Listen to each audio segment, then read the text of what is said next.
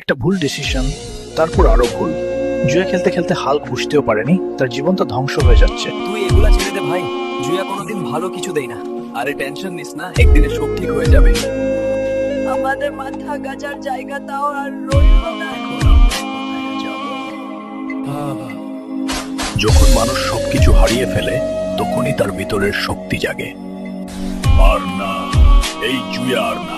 আমি পরিশ্রম করব, আমার বাবাকে আবার বাড়িতে ফায়ে দেব। আমি ভুল পথে ছিলাম।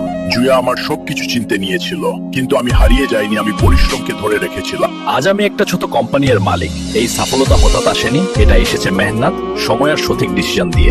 যারা ভুল করেছো মনে রেখো, শুরু করতে হলে এখনই সবচেয়ে ভালো সময়।